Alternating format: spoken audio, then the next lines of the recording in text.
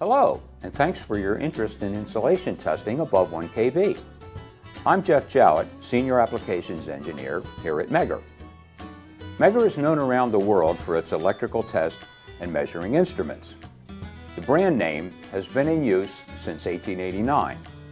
In 1893, George Westinghouse and alternating current won out over Thomas Edison and direct current to light the Chicago World's Fair.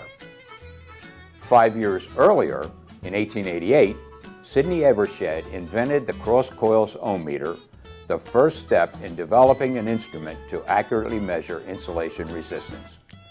In 1889, he patented the world's first insulation resistance tester. From these beginnings at the dawning of the age of electricity sprang Megger. For well over 100 years, Megger has been at the forefront of electrical test equipment development, exceeding industry standards in metering, durability, and functionality to deliver consistent quality performance. Starting with the insulation tester, Megger has introduced the industry to numerous firsts up to the present day. In addition to insulation test equipment, we manufacture a wide range of testing equipment for electrical utilities, industrial applications, data and telecommunications, and electrical contractors. So why do we test insulation? Over time, insulation breaks down. It degrades for a number of reasons. If insulation is compromised, injury or even death is possible. There is the danger of fire. Equipment failure and lost production time are possible as well. What causes insulation to break down? Electrical stress, too much voltage, or even too little in particular applications can cause insulation to crack or delaminate. Mechanical stress, whether from physical contact with objects such as a backhoe, or from a stress such as continuous vibration from an out-of-balance machine, can produce defects. Environmental considerations also impact on insulation's effectiveness. Chemicals, of course, but also dirt and oil can affect insulation. Temperature can cause expansion and contraction of insulation, leading to failure. And insulation can be compromised by everything from moisture to mice. Also, we test to be in compliance with IEEE's recommended standard, IEEE Standard 43-1974, revised in March of 2000. There are 6 tests recommended. Together, they give a complete picture of insulation's state. They are the spot reading test, time versus resistance, the Polarization Index test, step voltage and ramp voltage tests, and the Dielectric Discharge test. So let's run through them. Here in the laboratory, we've connected to an isolated test motor. And we're going to test it with the Megger MIT1025 10 kV insulation tester. Now, in actual practice, you would observe industry standard safety practices. The tester itself is redundantly designed for safety, but the test item can be dangerous. The most fundamental test is the insulation resistance IR or spot reading test, so we'll begin with that. The convenient selector switch position sets the IR test, and you set your test voltage based on the rated voltage of the test item. In this case, we'll do a 2.5 kV test. All you have to do then is press the test button. It's time delayed for safety, so that in the event that your partner is hooking up the test leads, he doesn't inadvertently get shocked. And once the tester is energized, the tester then begins to apply the selected test voltage across the insulation, depending on how you've connected the leads, and measures the amount of leakage current that the insulation allows to flow depending on its condition, and it calculates out a resistance reading. Gives you additional information. The actual applied test voltage is displayed. The test item will always load up in voltage a little bit, so you'll get an actual test voltage slightly higher than your selected voltage, and you can see that. It also shows you the reciprocal of resistance, which is the leakage current. So you can look at the leakage current directly, and it gives you the added capability of seeing some simultaneous information for your interpretation. And finally, there's a timer. Insulation resistance tests are highly dependent upon time, and a convenient timer on the display keeps you apprised of that at all times. Initially, you will get readings that are constantly rising up because the test item is charging, and so it's pulling charging current, primarily capacitance, and as it does so, the resistance will climb. At some point when the test item becomes fully charged, the readings will stabilize, and that is the final resistance reading of the test item. That's the goal of the insulation resistance spot reading test. The limitation of the spot reading test is that it's dependent upon time, temperature, and interpretation. Because the test item is charging and the readings are changing as the item goes to full charge, time is important, and the time at which the reading was taken influences the actual number that gets recorded. Temperature is also a factor. Temperature affects insulation notably, and consequently has to be taken into account, and for record purposes typically adjusted to a common temperature base. And thirdly, you end up with a number. This could be anything covering an enormous range. On good equipment, it can range from megohms to terohms. So the operator is now left with the task of interpreting what that number means. And if you have a previous test result, that's made a lot easier, but if you don't, it puts an onus on the operator. Consequently, the next two tests that we're going to look at are time versus resistance tests. These eliminate the dependency on the time of the test, the temperature effect, and also they give you a figure of merit which helps the operator interpret the test results as to whether he considers them good or bad. The selector switch also has a timer function for the insulation resistance test if you wanted to set that up. And the next position after that is the dielectric absorption ratio, time versus resistance. And in this case, the tester will record values at two select times, which the operator sets up and designates on the setup menu. Typical values are 1 minute into 3 minutes or 30 seconds into 1 minute. The tester will automatically then run the test for that time. So we'll select that and we'll get it underway. And then at the end of the test, all the data is shown on the display. So it will show you time 1, it will show you time 2, and it will do the calculation for you in terms of the ratio. And the goal here is to look for a relatively high ratio, because insulation that's deteriorated will show relatively little charging effect but show a lot of leakage effect. Now remember, charging diminishes, whereas leakage stays relatively constant. So a test item that is pulling primarily charging current will show a much higher number at the end of a time test than it does at an earlier point. And when you create that ratio, you get a number, say like 3, for instance. That gives you confidence that the tester was mostly looking at charging current. If you have a lot of leakage, it stays relatively constant, it holds the curve down, and you will end up with a ratio that's somewhere around 1 point whatever. And that gives you, again, a convenient flag without having to actually work with the actual numbers to tell you that the test item is not in a great condition.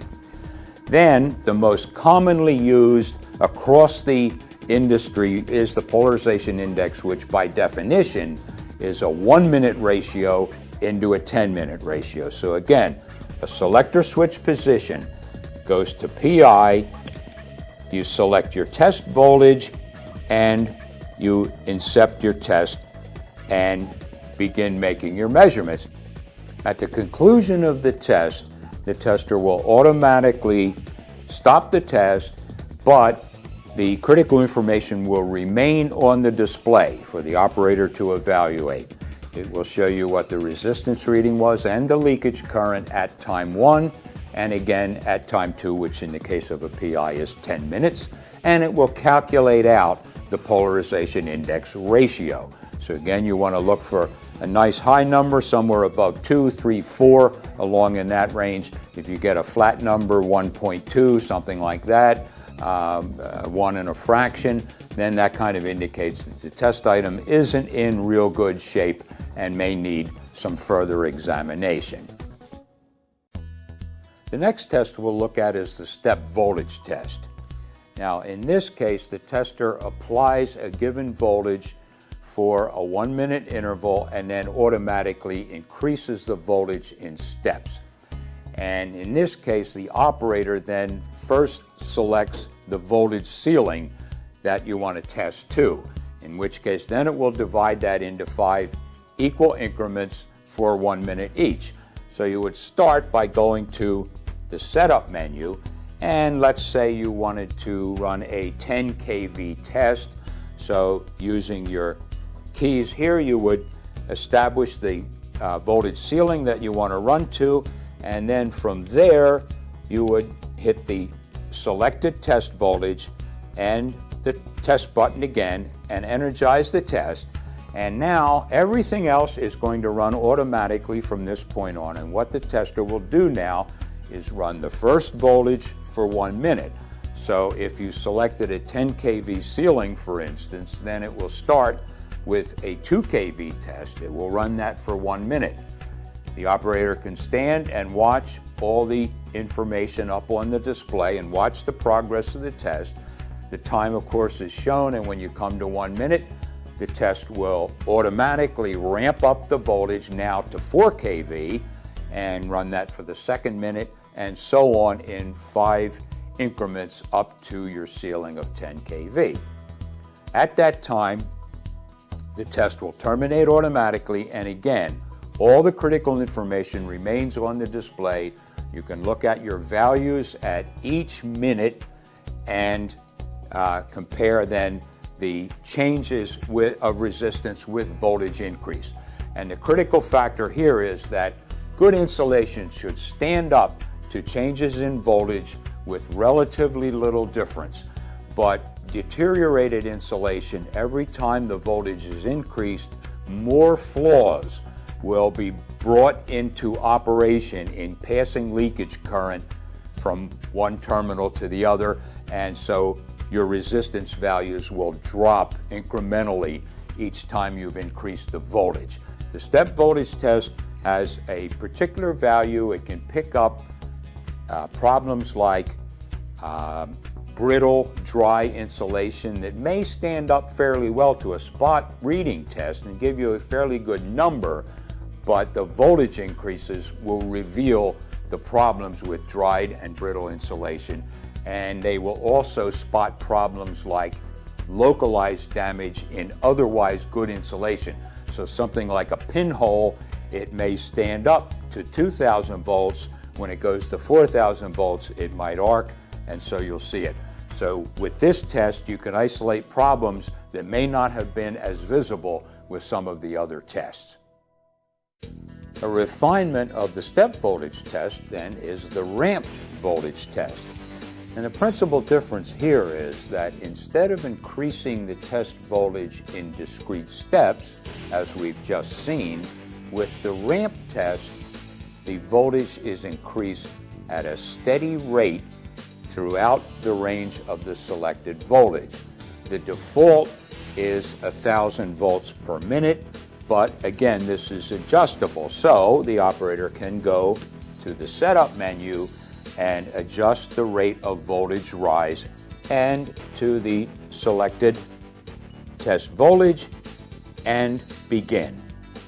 And at this point, the operator is now essentially done, other than for observation for the duration of the test.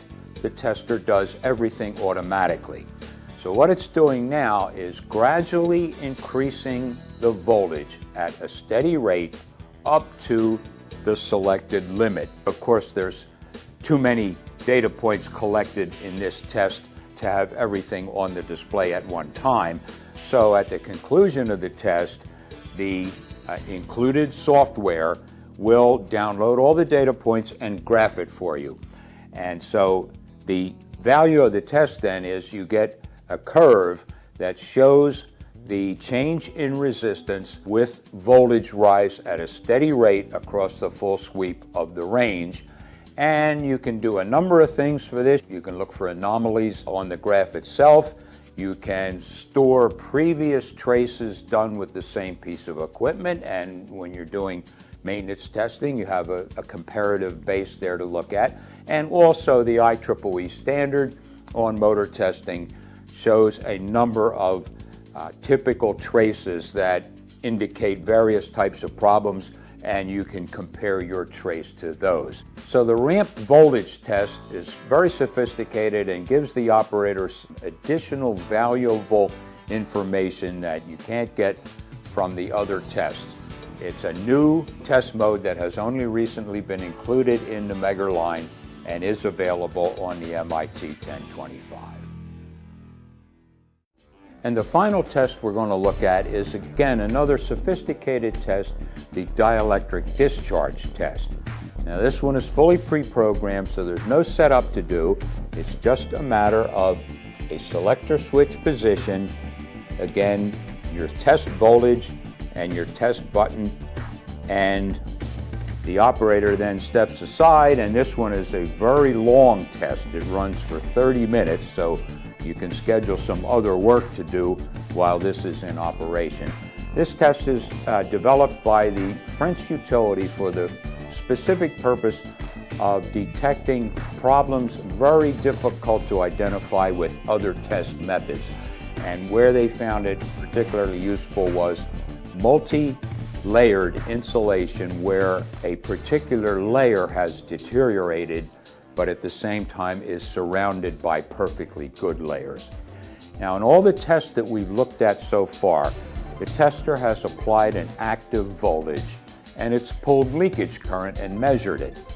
At the end of any of those tests that we've looked at so far, when the test voltage ceases, the tester automatically discharges the static voltage on the test item. Now, in all the other tests, this is a safety function, so that there is no static voltage left on the test item that could injure someone that came in contact with the test item. And the tester discharges that and monitors it, and you can watch that on the display. When you're doing the dielectric discharge test, you're now actually incorporating the discharge current into the evaluation of the test. So what happens is, test runs for 30 minutes. The idea behind that is almost all test equipment is going to be pretty close to full charge at the end of 30 minutes. At that point, the test voltage shuts off.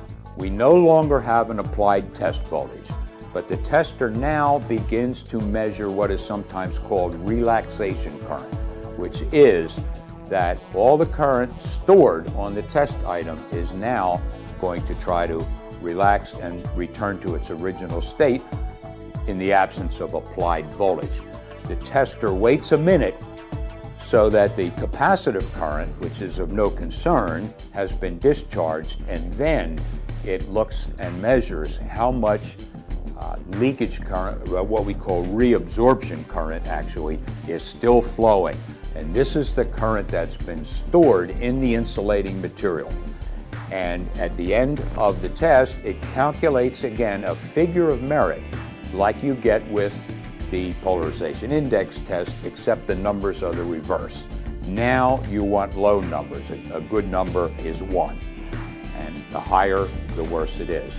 And the interpretation of it is then that on multi-layered insulation, the charge should be stored pretty much equally across the body of the insulation, and a deteriorated layer will distort the spread of charge, and this will be reflected then in the amount of discharge current, and it's automatically calculated by the tester into the figure of merit that is displayed. So again, as with the other tests, All your relevant data is shown at the end of the test, and the dielectric discharge ratio is calculated for you and shown on the display for the operator's interpretation.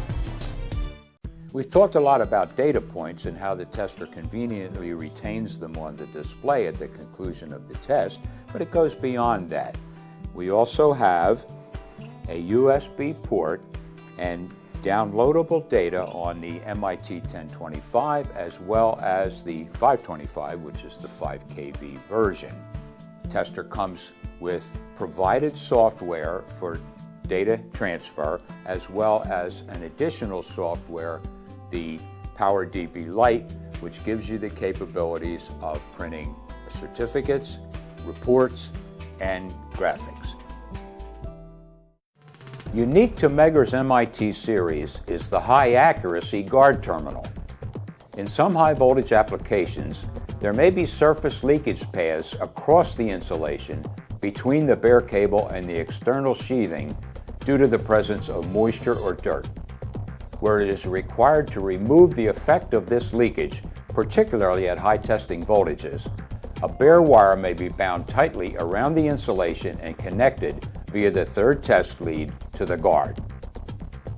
This animation illustrates testing a high voltage bushing with and without the guard terminal. With the guard circuit in place, more accurate testing results may be achieved. It is essential that these tests are performed with the proper equipment. Remote battery operation may or may not be required. All Megger MIT insulation testers can run on batteries or line power. Do you need data interconnectivity as offered with our MIT525 and 1025 models? Will you be testing applications that require a guard terminal? Testing voltages of 10 kV offered on the MIT1025 are recommended by IEEE for windings rated greater than 12 kV. The more thorough and sophisticated your tests are, the more you'll know about the condition of your insulation. We certainly can't cover all aspects of insulation testing above 1 kV in this brief video. You can go to our website, Megger.com, and request a copy of our 36-page Guide to Diagnostic Insulation Testing above 1 kV, or call 1-866-254-0962 and request it there. Thanks for watching.